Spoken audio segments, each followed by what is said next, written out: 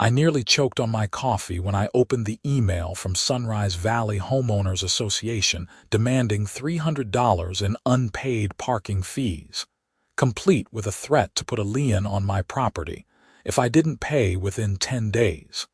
The thing is, I wasn't parking illegally. Those 2 spots behind my townhouse in Henderson, Nevada weren't guest parking or community spaces. They were mine, clearly outlined in my property deed when I bought the place 2 years ago. I sat at my kitchen table on that Wednesday morning in March, scrolling through the increasingly aggressive email chain from someone named Brenda Morrison, HOA president, who insisted I was violating community rules by parking in designated guest spaces without proper permits.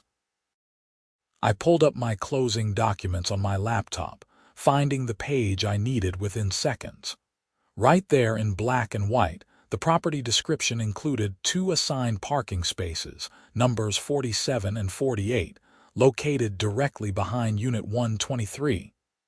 My unit, my spaces. No ambiguity whatsoever. I fired off a polite response explaining the situation, attaching a scan of the relevant page from my deed.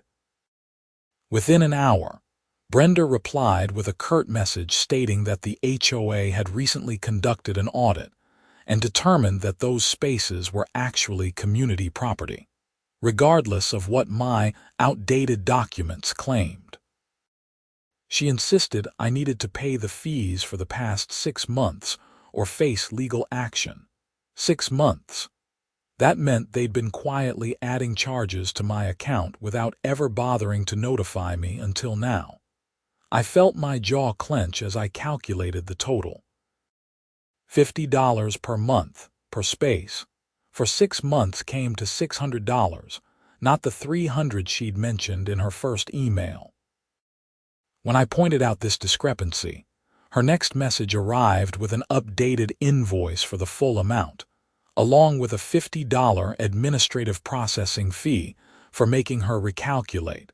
This was absolutely insane. I picked up my phone and called the number listed in her email signature. After 4 rings, a woman with a nasal voice answered. Sunrise Valley HOA, Brenda speaking. Hi Brenda, this is Marcus Newman from Unit 123. I just received your emails about parking fees and I need to clarify something. Those spaces are actually part of my property. I sent you my deed documentation. Mr. Newman, I saw your attachment. However, the HOA board conducted a comprehensive review of all property allocations last October, and we determined that several units were incorrectly claiming ownership of community spaces. Your unit is one of them. But my deed is a legal document recorded with Clark County. You can't just decide it doesn't apply. The HOA has authority over all common areas, Mr. Newman. If you dispute our findings, you're welcome to attend the next board meeting and present your case. Until then, the fees stand. When's the next meeting? 3rd Thursday of each month. That would be next week, March 20th at 7 p.m. in the clubhouse. I marked it in my calendar immediately. I'll be there. And just so we're clear, I won't be paying these fees. Those spaces are legally mine. That's your choice, Mr. Newman. But I should warn you that continued non-compliance will result in escalating consequences, including potential legal action and property liens. She hung up before I could respond. I sat there staring at my phone, anger building in my chest. I'd dealt with HOA nonsense before. The occasional passive-aggressive note about leaving my trash cans out an hour too late, or painting my front door a shade of blue that was apparently 3 degrees too dark on the color wheel. But this was different. This was them trying to literally steal my property and charge me for the privilege. I spent the rest of that day gathering documentation. I pulled every piece of paper from my closing, printed out the full deed from the county recorder's website, and even found the original listing from when I'd bought the place, which explicitly advertised 2 private parking spaces included. I created a folder with everything organized chronologically, building what I thought was an airtight case. That weekend, I decided to do some investigating. I walked around the complex, paying attention to the parking situation in a way I never had before.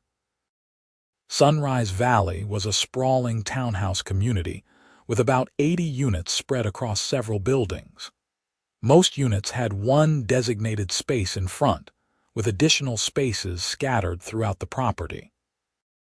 Mine was a corner unit with the 2 spaces in the back, accessible through a small driveway that ran alongside my building. What I noticed immediately was that those spaces behind my unit were completely separated from the guest parking areas. There was a clear curb designation, different colored asphalt, and they were even marked with my unit number painted on the ground, though the paint had faded. I took dozens of photos, documenting everything. On Monday, I took a personal day from my job at the tech startup downtown and drove to the Clark County Recorder's office. The clerk who helped me was a patient older gentleman who pulled up my property records and confirmed what I already knew. My deed clearly included those parking spaces. But then he said something that made my stomach drop. There was an amendment filed last November, he said, squinting at his screen. By the Sunrise Valley Homeowners Association, they filed a declaration attempting to modify the property boundaries for several units. Can they do that? Without notifying me?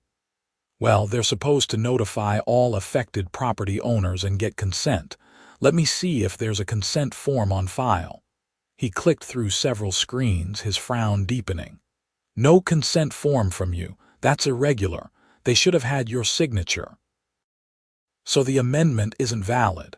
I'm not a lawyer, so I can't give you legal advice, but generally speaking, they can't unilaterally change your property boundaries without your consent or a court order. You might want to consult with an attorney. I thanked him and left with printed copies of everything, including the suspicious amendment. My next stop was a real estate attorney's office. I'd called ahead and managed to get a same-day consultation with someone named Victor Lawrence, who came highly recommended online. Victor was a sharp-dressed man in his 50s with silver hair and an impressive corner office overlooking the Las Vegas Strip in the distance. He listened to my story without interrupting, reviewing my documents with practiced efficiency. "This is pretty cut and dried," he said finally. "Your deed is clear, and this amendment they filed is worthless without your consent. They're trying to pull a fast one, probably hoping you won't fight back. Why would they do this? Money, usually. If they can recategorize private spaces as community spaces, they can charge parking fees and increase revenue. Some HOAs get desperate when they've mismanaged their budgets. Have you noticed any other financial issues in the community?" I thought about it. The pool's been closed for repairs since last summer. They keep saying they're waiting on parts, but nothing's happened. There you go. They're probably broke and looking for ways to generate income. The question is, how do you want to handle this? I want them to back off and admit they're wrong. That might be difficult. HOA boards can be stubborn, especially when they've already committed to a position. I'd recommend attending that meeting you mentioned, presenting your evidence, and making it clear you won't be pushed around. If they don't back down, we can send a cease and desist letter. If they still push, we can file suit. How much would that cost? The letter, a few $100s. A lawsuit, several thousand at minimum, though if we win, we can try to recover attorney's fees from the HOA. I winced but nodded. Let's start with the meeting. Can you attend with me? I charge $300 an hour for that, but honestly, I don't think you need me there yet. Go alone, present your case calmly and professionally, and see how they respond. If they're unreasonable, call me the next day and we'll escalate. I agreed and scheduled a follow-up appointment for the day after the board meeting. That week dragged by slowly. I kept expecting more emails from Brenda, but she'd gone quiet. That somehow felt worse, like she was waiting to ambush me at the meeting. Thursday evening arrived, and I drove to the clubhouse with my folder of documents tucked under my arm. The clubhouse was a modest building near the complex entrance, with a main room that could host maybe 40 people comfortably. When I arrived at 6:55, there were already about 15 residents scattered around the folding chairs facing a table at the front. Brenda sat at the center of the table, flanked by 4 other board members. She was exactly what I'd pictured. A woman in her late 40s with an aggressively short haircut dyed an unnatural shade of auburn, wearing a blazer that looked like it came from a corporate catalog.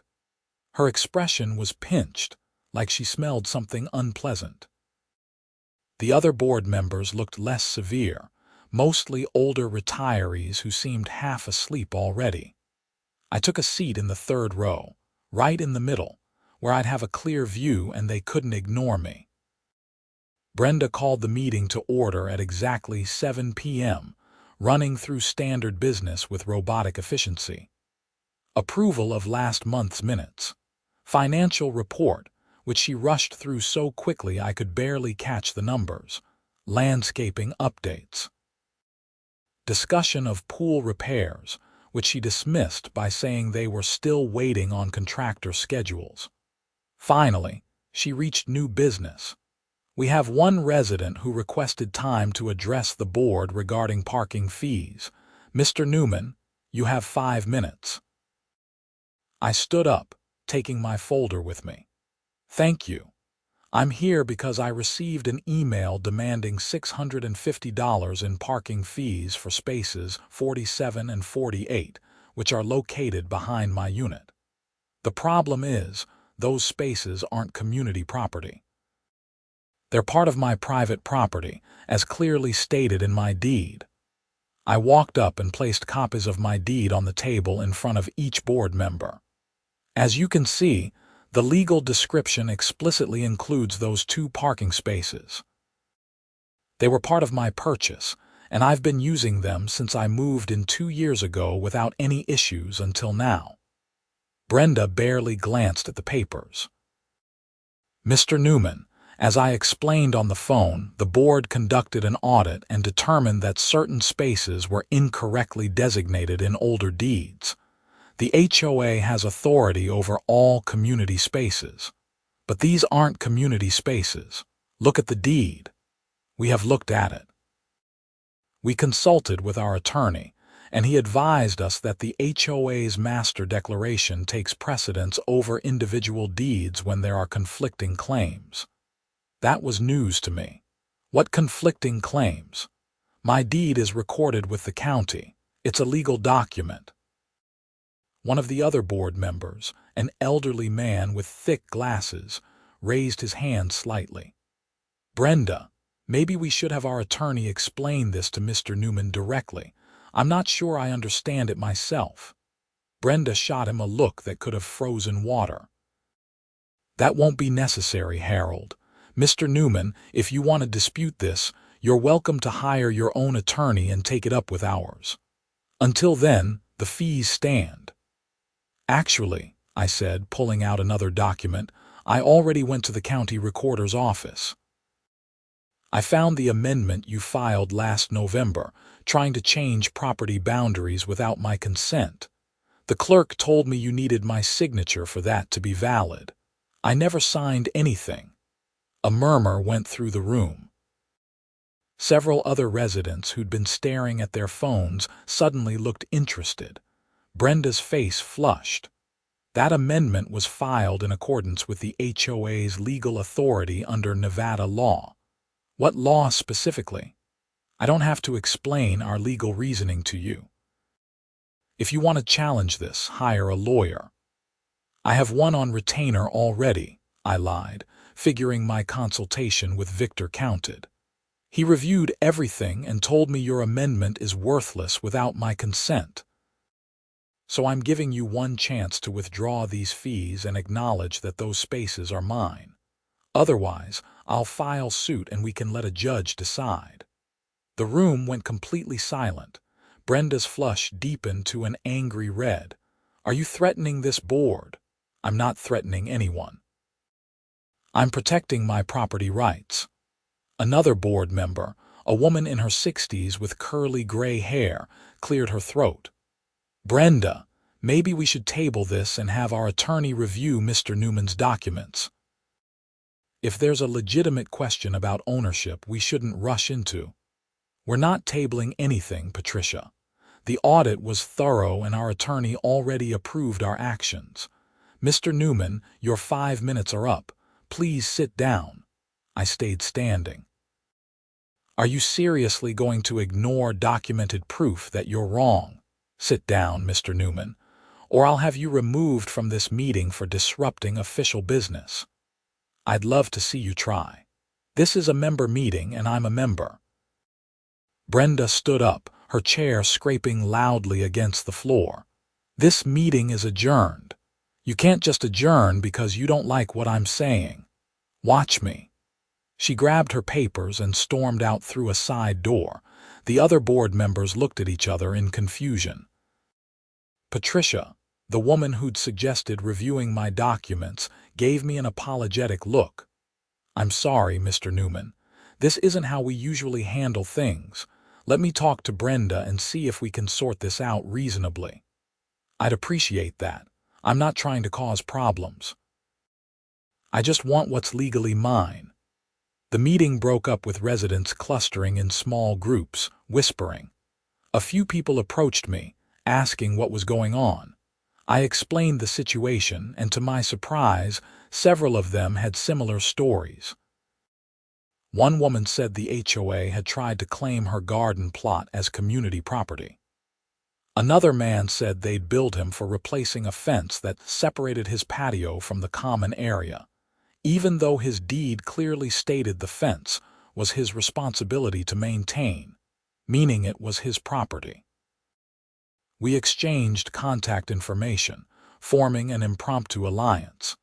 If the HOA was pulling this scam on multiple people, maybe we could fight back together. I drove home that night feeling simultaneously vindicated and frustrated. I'd made my case clearly, but Brenda had completely stonewalled me. The next morning, I called Victor Lawrence and filled him in.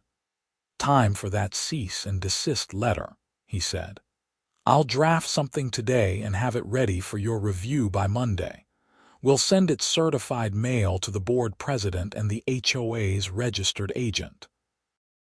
"Will that actually stop them?" "It should make them take you seriously. Most HOAs back down when they realize someone's willing to fight. The ones that don't usually end up costing their communities a lot of money in legal fees." The letter went out on Tuesday. By Thursday, I received a response, not from Brenda but from the HOA's attorney, a firm called Henderson Legal Associates. The letter was full of legal jargon but basically argued that the HOA's master declaration gave them broad authority to manage all aspects of the community, including parking allocation, and that my deed was subject to that authority. Victor read it over the phone and laughed. "This is garbage. They're grasping at straws. The master declaration can't override specific property descriptions in recorded deeds. That's not how property law works. So what's our next move?" I'll respond with a more detailed legal analysis explaining why they're wrong. If they still don't back down, we file a declaratory judgment action. Basically, we ask a court to officially rule on who owns those parking spaces. How long would that take? A few months, probably. Maybe longer if they really want to drag it out. I sighed. And in the meantime, you keep parking in your spaces and don't pay them a dime. They can't actually enforce these fees without taking you to court themselves, and they won't do that because they'd lose. That gave me some comfort, but I still felt uneasy. Brenda didn't strike me as someone who'd give up easily. I was right. The following week, I came home from work to find a bright orange sticker on my car windshield, declaring it was parked illegally and would be towed within 24 hours if not moved. I immediately took photos and called Victor. "That's harassment," he said bluntly. "They can't tow your car from your own parking space. If they actually do it, we can sue for conversion, which is essentially theft. Keep documenting everything." I peeled off the sticker and went inside, but I felt violated. This was my home, my property, and they were treating me like a criminal. I couldn't sleep that night, worried I'd wake up to find my car gone. The next morning, my car was still there, but a new email from Brenda waited in my inbox. The HOA was placing a lien on my property for unpaid fees totaling $900 now. Apparently, they'd added more administrative charges and late fees. The email included a formal notice that they'd filed the lien with Clark County. I called Victor immediately. They actually did it. They filed a lien. That's a bold move. A stupid move, but bold. We're definitely filing suit now. A fraudulent lien is serious business. We can get it removed and potentially go after them for damages. How much are we talking in legal fees? For a case like this, probably $5,000 to $10,000 if it goes to trial. Less if they settle once they realize they're in trouble. And like I said, we'll seek to recover those fees from the HOA. I thought about my savings. I had enough to cover it, but it would hurt. Still, I couldn't let them get away with this. Do it. File the suit. I'll have the complaint ready by end of week. The lawsuit was filed on April 2nd, just over 3 weeks after that disastrous board meeting.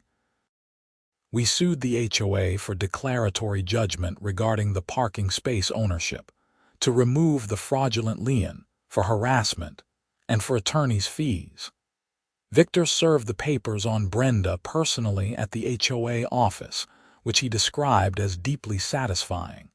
The HOA had 30 days to respond. During that time, things escalated. Brenda began sending weekly violation notices to my address, claiming infractions for everything from my trash cans being visible from the street to my doormat being the wrong color. Each notice threatened a $25 fine. I documented every single one and forwarded them to Victor, who added harassment claims to our lawsuit. Other residents in my informal alliance were facing similar retaliation. The woman with the garden plot received a notice that her plants violated the landscaping guidelines and had to be removed. The man with the fence dispute got cited for peeling paint that had looked the same for years. We decided to fight back as a group.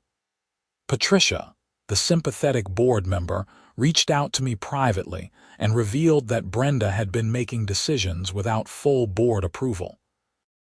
Apparently, the parking audit and the amendment filing had been rushed through in a special meeting where only Brenda and one other board member were present, which didn't constitute a quorum. The other board members had been kept in the dark. This was huge. Patricia agreed to provide a written statement, and so did Harold, the other board member who'd seemed confused at the meeting I attended.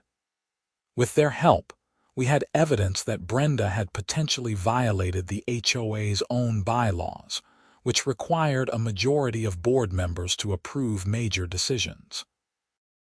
Victor amended our complaint to include these new allegations. By late April, the HOA's attorney filed a response that essentially denied everything and claimed absolute immunity under Nevada HOA law.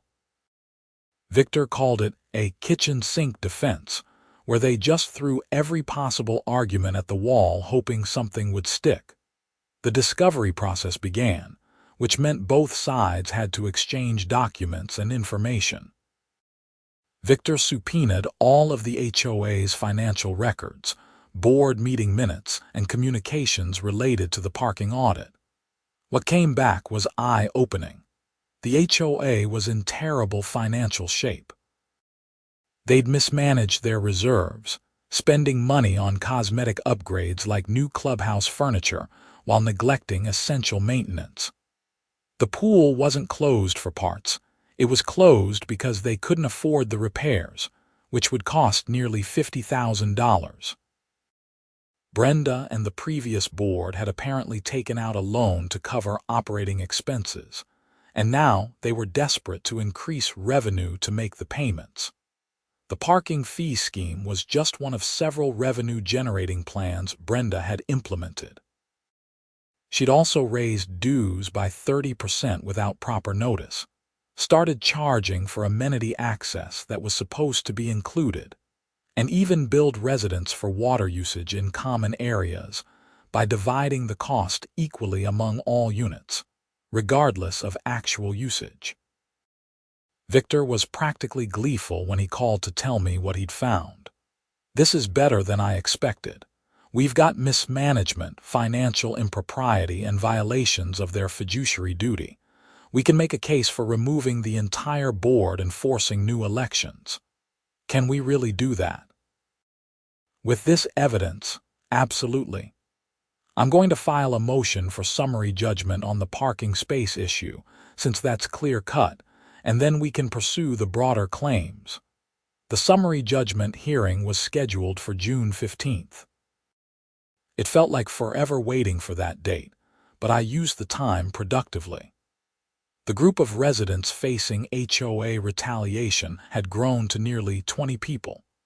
We started attending every board meeting as a block, asking pointed questions about finances and demanding transparency. Brenda tried to shut us down every time, but Patricia and Harold had grown bolder, openly disagreeing with her during meetings. By June, the board was clearly fractured, with Brenda on one side and most of the other members on the other. The day of the hearing arrived. I took the whole day off work and met Victor at the Clark County Courthouse. We were assigned to Department 7, Judge Rachel Morrison presiding. The coincidence of the last name made me chuckle nervously. The hearing room was smaller than I expected, with maybe 20 seats for spectators. I sat at the plaintiff's table with Victor while the HOA's attorney, a slick-looking guy named Richard Stone, sat at the defense table. Brenda was there too, dressed in another corporate blazer, her expression as sour as ever. Judge Morrison was a no-nonsense woman in her 40s who clearly didn't appreciate having her time wasted. She'd reviewed our motion and the HOA's opposition in advance. "This seems fairly straightforward," she said once we were all settled. "Mr. Lawrence, you're arguing that your client's deed clearly includes the 2 parking spaces in question, correct?" "Yes, Your Honor. The deed is unambiguous, recorded with the county, and has priority over any later attempt by the HOA to claim those spaces." "Mr. Stone, you're arguing that the HOA's master declaration gives them authority to reallocate parking regardless of individual deeds." "Yes, Your Honor. The master declaration predates all individual deeds and establishes the HOA's broad authority over community property management." "But these aren't community property spaces," the judge said, flipping through papers. "They're specifically described as part of the plaintiff's property in his deed. How does the master declaration override that?" "The master declaration establishes that all parking areas are subject to HOA control for the benefit of the community as a whole." "Show me where it says that." Stone fumbled with his papers, searching. The judge waited, her expression growing impatient. Finally, he found a section and read it aloud. It was a generic provision about the HOA maintaining common areas and managing community resources. "That doesn't say anything about parking," Judge Morrison said flatly, "and it certainly doesn't give the HOA authority to seize private property." "We're not seizing anything, Your Honor. We're simply allocating usage rights." By charging fees for property the plaintiff legally owns. That sounds like seizure to me. Mr. Lawrence, do you have the plaintiff's deed? Victor handed up a copy. The judge reviewed it silently for a moment. This is crystal clear. 2 parking spaces, numbers 47 and 48, are part of the property description. Mr. Stone, do you have any evidence that the plaintiff consented to removing these spaces from his property? The HOA filed an amendment to correct erroneous property descriptions. Without the property owner's consent, the HOA has authority under its governing documents not to unilaterally change property boundaries. That would require either consent or a court order. Do you have either? Stone hesitated. No, Your Honor, but the HOA acted in good faith based on advice from counsel. Whose counsel? Yours? Yes, Your Honor. Then you gave bad advice. I'm granting summary judgment for the plaintiff. The parking spaces are his property. The HOA has no authority to charge fees for their use, and the lien filed against his property is declared null and void. The HOA will remove that lien within 10 days. As for attorney's fees, I'll take that up after trial on the remaining claims. I felt a surge of relief so intense I almost laughed out loud. Victor squeezed my shoulder, grinning. Across the aisle, Brenda looked like she'd swallowed a lemon. Anything else, counsel? The judge asked. Your Honor, Victor said, we'd like to expedite the trial on the remaining harassment and mismanagement claims.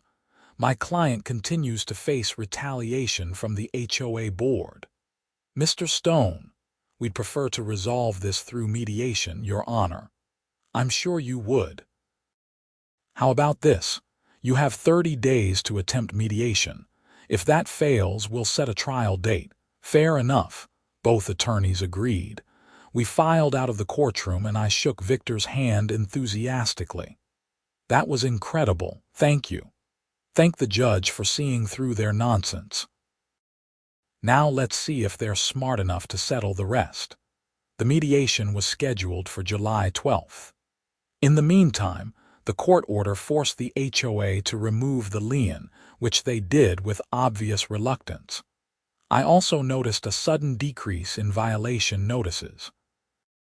Apparently, losing in front of a judge had made Brenda slightly more cautious. The mediation took place in a conference room at a neutral attorney's office. A mediator named Susan helped facilitate discussions between us.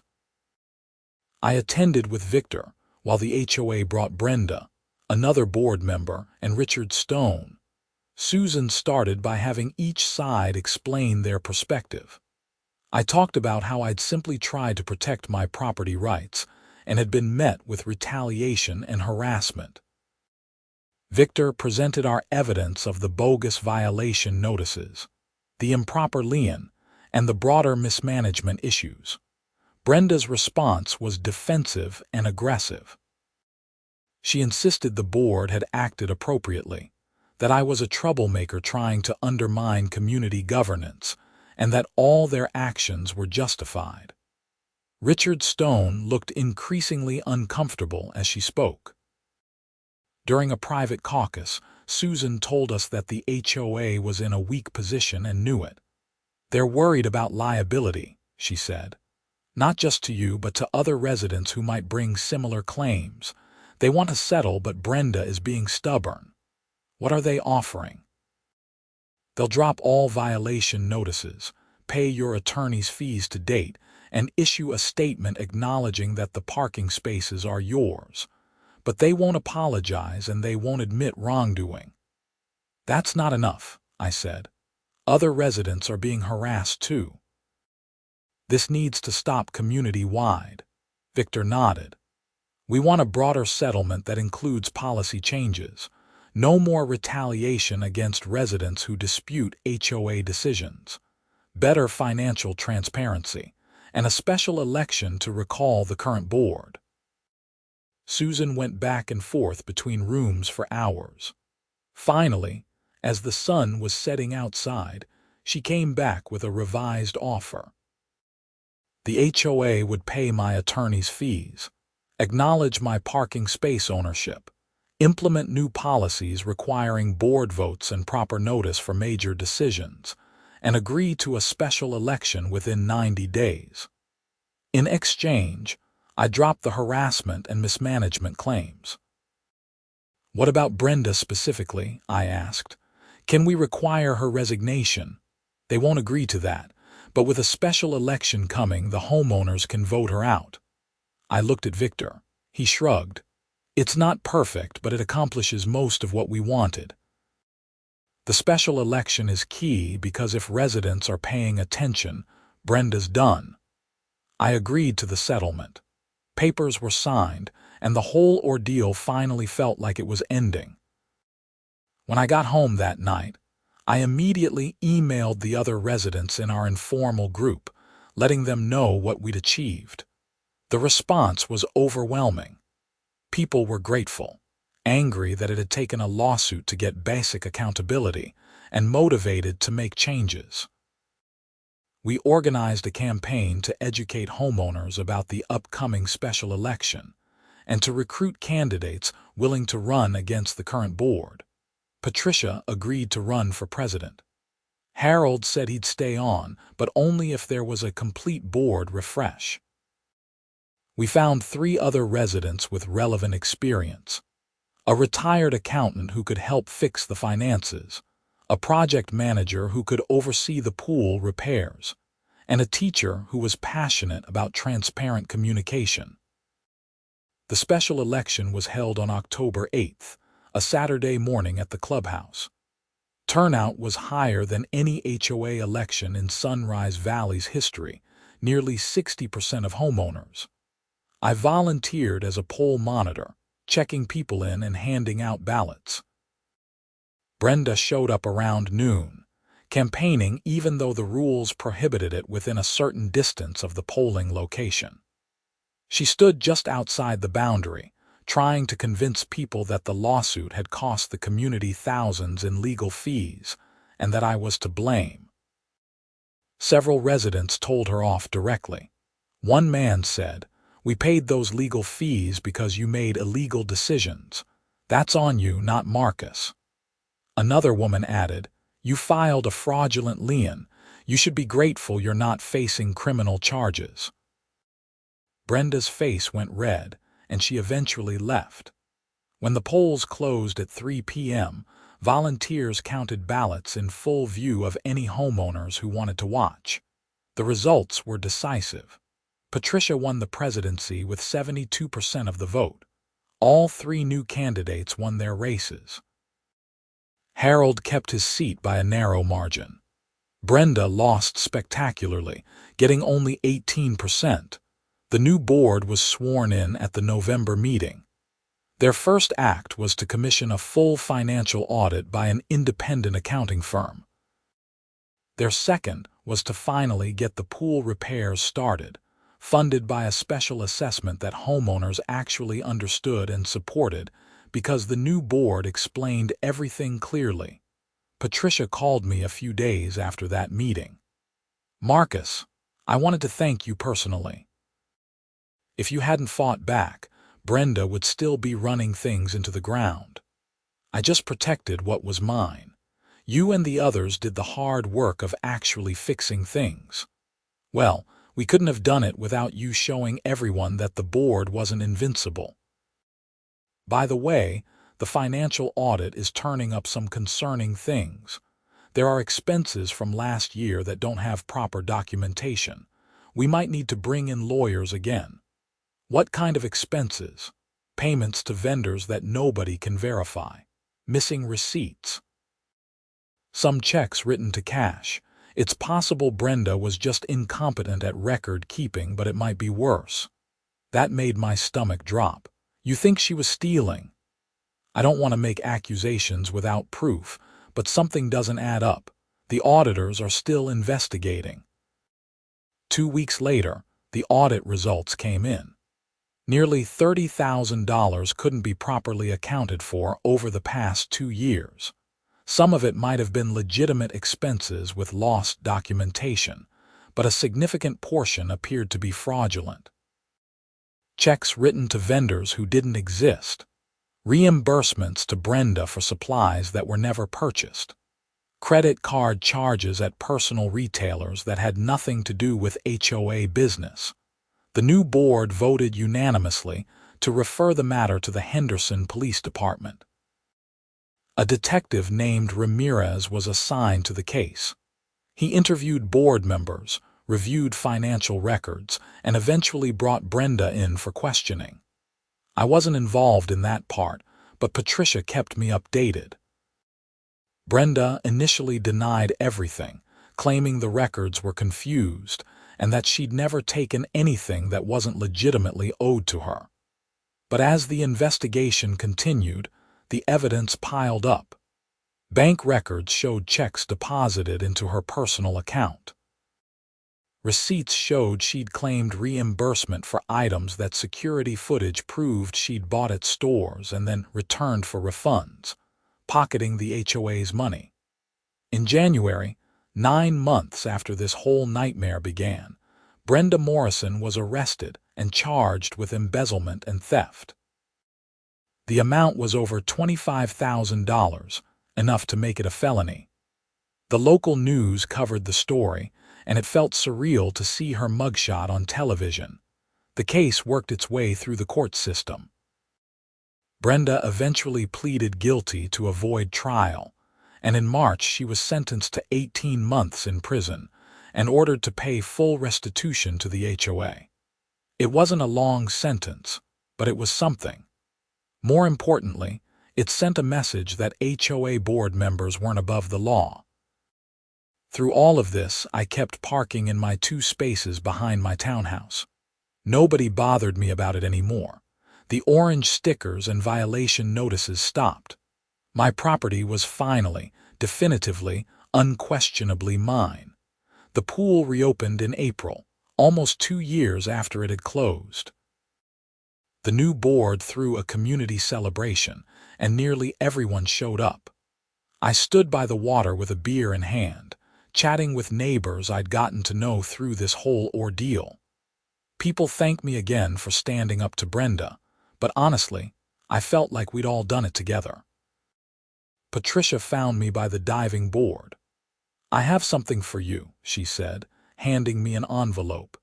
Inside was a check for $8,000, my share of the restitution payment Brenda had made to the HOA.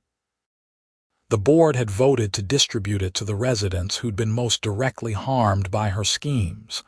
"I can't take this," I said. "Use it for the community." "The community voted on it. We want you to have it." "You spent your own money fighting her when you could have just paid the bogus fees and moved on. This doesn't cover your full legal bills, I know, but it's something." I accepted it, feeling emotional. "Thank you for everything." "Thank you, Marcus. You showed us what integrity looks like." As the sun set that evening and kids splashed in the newly repaired pool, I thought about how close I'd come to just paying those parking fees. It would have been easier, cheaper in the short term. But it would have been wrong, and it would have enabled Brenda to keep abusing her power and stealing from the community. Standing up for what was right had been exhausting and stressful and expensive. But it had also been necessary. And in the end, it had made Sunrise Valley a better place to live. I finished my beer and jumped in the pool, letting the cool water wash away the last remnants of anger and frustration. My parking spaces were mine. My community was healing. And Brenda Morrison was behind bars where she belonged. Life in the HOA was finally, peacefully, normal.